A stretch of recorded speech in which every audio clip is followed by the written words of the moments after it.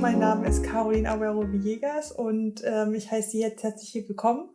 Und dann würde ich vorschlagen, dass wir jetzt auch gleich starten zum Thema Berufsvorbereitung, Berufsbildung.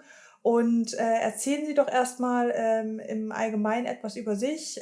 Wo arbeiten Sie? Was machen Sie? Genau, dass wir da einen Einblick bekommen. Ich bin die Petra Welker, ich komme vom IB, Internationaler Bund für Bildungs- und Sozialarbeit, aus der Einrichtung Dresden. Und die Einrichtung Dresden, der IB Dresden, hat vor vielen Jahren eine IB-Berufsschule gegründet. Und an dieser IB-Schule bin ich jetzt seit fast 10 Jahren tätig.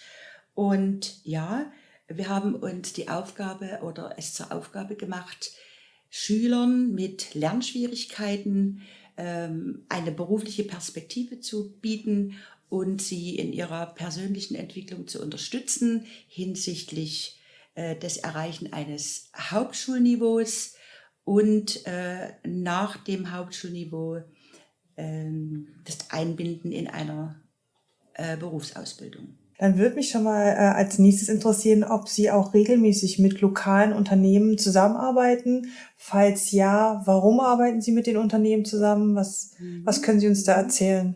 Ja, das ist definitiv der Fall, weil unsere Schüler ein Berufsvorbereitungsjahr durchlaufen. Das kann der Schüler in einem Jahr absolvieren oder in einem 2-jährigen Berufsvorbereitungsjahr. Und innerhalb dieses Berufsvorbereitungsjahres sind Praktikas vorgesehen für die Schüler. Und deswegen arbeiten wir wirklich ganz eng mit regionalen Unternehmen zusammen in Dresden. Viele, viele Jahre schon, um unsere Schüler natürlich dorthin auch zu vermitteln, in ein Praktikum, je nachdem, wo die Interessen des Schülers liegen, kann im Handwerksbereich liegen oder im verwaltenden Bereich. Und dort haben wir auch schon eine große Datenbank seit vielen, vielen Jahren, sodass man immer auf diese Unternehmen auch zurückgreifen kann. Und da haben wir wirklich ganz, ganz gute Erfahrungen schon gemacht, dass die Betriebe auch mittlerweile in den letzten Jahren auch offener geworden sind für gerade Schüler mit Lernbehinderung. Das freut uns natürlich total. Was sind Ihrer Meinung nach die Hauptvorteile einer Zusammenarbeit zwischen einer Berufsbildungseinrichtung und einem Unternehmen bei der, sage ich mal, Bereitstellung von berufsbezogenen Lernmöglichkeiten für Arbeitnehmer? Können Sie uns da was aus Ihrer Perspektive erzählen? Ja, die Hauptvorteile sehe ich darin, dass man mit dem Betrieb, Schule und Betrieb, ganz individuell absprechen kann oder abstimmen kann, welche Lerninhalte der Schüler jetzt vermittelt bekommen sollte, ne, in welche berufliche Richtung das geht. Ne, abgestimmt mit unserem Lehrplan könnte man sagen, nehmen wir mal den kaufmännischen Bereich, dass der Schüler halt sich mal das Personalwesen anschauen sollte, ne, aus unserer Sicht. Oder was so jetzt in der Schule nicht vermittelt werden könnte, Teile, sagen wir mal, der Buchhaltung eventuell. Es ist schon ziemlich hochtrabend für ein Berufsvorbereitungsjahr. Das kann man mit dem Betrieb individuell abstimmen. Ne? Okay. Und durch Praktikumsbesuche, die wir auch regelmäßig machen, wir als Lehrpersonal, kann man dann mit dem Betrieb Absprache treffen oder die Wege sind auch kurz, wenn irgendwelche Konflikte auftreten oder Probleme, ne, dann hat man das halt schnell geklärt oder vielleicht gibt es auch Besonderheiten, was die Arbeitszeit betrifft, ne, das kann man also individuell abstimmen. Es klingt auch alles sehr, sehr nachvollziehbar und verständlich aus meiner Perspektive natürlich. Ja. Und aus Ihrer eigenen Perspektive können Sie uns sagen, welche größten Herausforderungen bei der Zusammenarbeit zwischen Berufsbildungseinrichtungen und Unternehmen vorhanden sind? Was haben Sie da? Herausforderungen, würde ich sagen. Unsere Schule, wie gesagt, besteht schon viele, viele Jahre. Es ist merklichst, sage ich mal so, oder besser gesagt, man merkt, dass der Zuspruch in der Region Dresden für unsere IB-Berufsschule schon zugenommen hat. Aber ich würde mir dort noch mehr wünschen, dass die Zusammenarbeit mit den Schulen, mit den allgemeinbildenden Schulen, wo unsere Schüler ja herkommen, und dem IB noch etwas enger wird. Ne?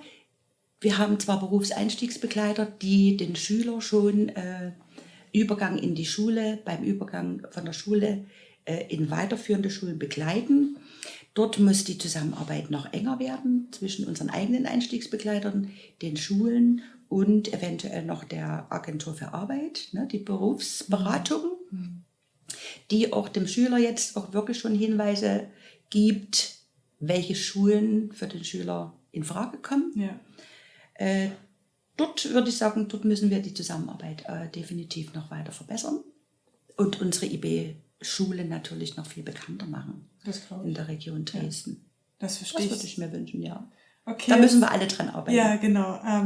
Und wie können Ihrer Erfahrung nach Berufsbildungsanbieter und Unternehmen besser zusammenarbeiten, um bessere berufsqualifizierende Kurse anzubieten? Was können Sie uns da jetzt noch mit auf den Weg geben? Also ich denke, das ist schon eine absolute Herausforderung. Das kann ich jetzt gar nicht so richtig beantworten, weil ich das ja aus der Sicht der Schule beantworte. Wir haben aber als IB ja in Dresden an diesem Standort ja wirklich auch die berufliche Bildung. Ja, es ist in der beruflichen Bildung ist es so, dass wir ja wirklich hauptsächlich vom Jobcenter abhängig sind und von der Arbeitsagentur. Ne? Wir bedienen uns natürlich, wir bewerben uns auf Ausschreibungen. Ja? Der IB könnte aber vielleicht mehr Kurse noch in der Weiterbildung anbieten. In den letzten Jahren, also was ich weiß, ist kaum ein Unternehmen auf den IB zugekommen, um Personal weiterzubilden oder ausbilden zu lassen. Na? Das hat also mit den Auftraggebern zu tun. Ja? Okay. Der IB könnte vielleicht Weiterbildungen anbieten im Personalwesen oder in der Finanzbuchhaltung. Das würde ich mir wünschen, das mehr auf den Weg zu bringen.